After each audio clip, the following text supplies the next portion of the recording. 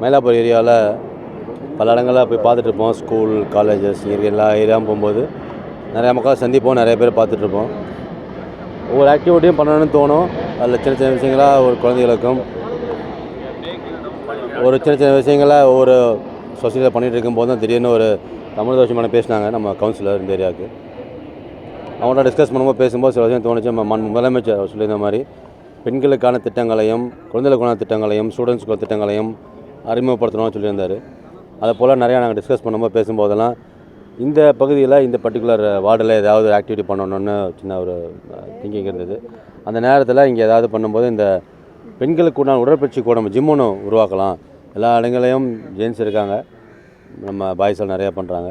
Moreover சில இடங்களில் பெண்கள் குறிப்பாக எங்களுக்கும் ஃபிட்னஸ் கொஞ்சம் கொடுக்கணும் சார். வீட்டில் எல்லா வேலையும் பண்ணுறோம், வேலைக்கெல்லாம் போய்ட்டு வரோம், ஸ்ட்ரெஸ்ஸில் இருக்கோம். ஸ்ட்ரெஸ்ஸை ரிலீவ் பண்ணுறதுக்கு ஒரு ஜிம் இருந்தால் அந்த 1 மணி நேரம் மாலையோ 1 மணி நேரம் காலையோ இல்லை டைம் கிடைக்கும்போது இப்போ வீட்டில் தான் இருக்கிறவங்கலாம் வந்து பண்ணுறதுக்கு ஜிம் இருக்கணும் ரொம்ப நாளாக கேட்டிருந்தாங்க. ஒரு கோரிக்கையாக இருந்தது. அது மேடமும் அனலைஸ் பண்ணிட்டு இருந்தாங்க, எனக்கு கேட்டிருந்தாங்க. அதெல்லாம் பார்த்து ரெடி பண்ணும்போது இந்த இடத்துல ஒரு ஜிம் உருவாக்கி நல்லா இருக்குமேனு எல்லா ப்ராஸ்பெக்டையும் யோசித்து பார்த்துட்டு இங்கே இருக்கிற பப்ளிக்கோட ஒப்பீனியனும் கேட்டுட்டு ஜிம்மை பண்ணலான்னு ப்ராசஸ் பண்ணி இன்றைக்கி அந்த ஜிம்மை ஒரு ஓப்பனிங்காக உருவாக்கி இங்கே இருக்கிற உமன்ஸையும் வர சொல்லி, உமன்ஸ் மட்டும் இல்லை, இங்கே இருக்கிற யங் லேடிஸ், இங்கே இருக்கிற ஆண்டர்ப்ரனர்ஸ் இவங்களுக்காக ஒரு ஃபிட்னஸ்க்காக எவ்வளோ தான் வந்து நம்ம வெளி வேலையில் ஆக்குப்பையாக இருந்தாலும், எவ்வளோ தான் நம்ம உணவு முறைகளில் மெயின்டைன் பண்ணால் கூட ஃபிட்னஸ் பண்ணுறதுக்கு அதுக்குன்னு ஒரு காலநிலை 1 மணி நேரமோ 1/2 மணி நேரமோ பயன்படுத்தும் போது அந்த பெண்கள் மனசில் இருக்கிற இன்றைக்கி இருக்கிற சமூகத்தில் பல சூழ்நிலைகளில் பல அடிக்ஷன் இருக்காங்க. போதை பழக்க வழக்கங்களுக்கோ இல்லை செல்ஃபோன் அடிக்ஷன்லையோ இல்லை வேறு ஏதாவது அடிக்ஷன்லேயே இருக்குங்களோ, இதெல்லாம் ரிலீஸ் பண்ணுறதுக்கு இதிலெல்லாம் வந்து புத்துணர்ச்சி வரணுங்கிறதுக்காக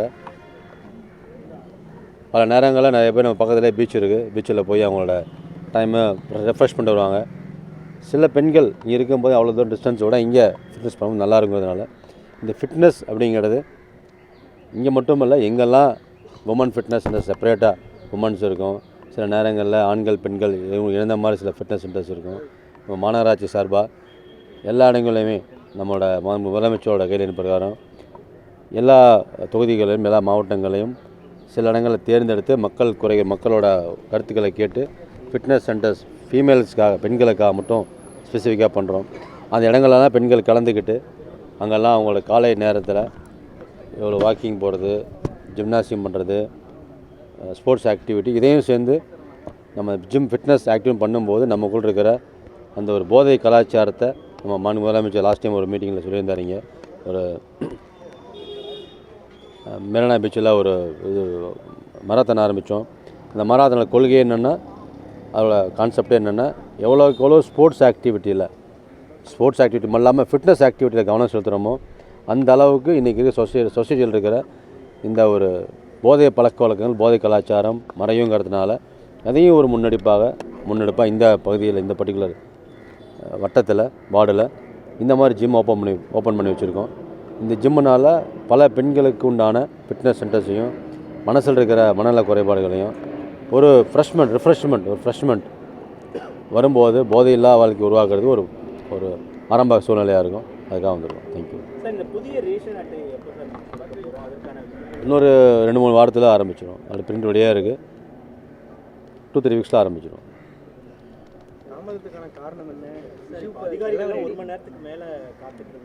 இதில் நானே பக்கத்தில் ரபேல் ஸ்கூல் போயிருந்தேன்.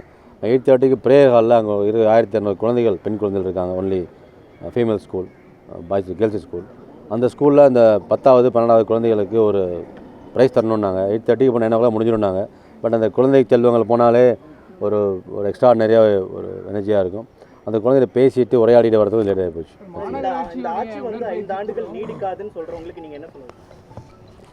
கண் முன்னாலே பார்த்துக்கிட்டு இருக்கோம். இது மனசாட்சி உள்ள மக்களாட்சி.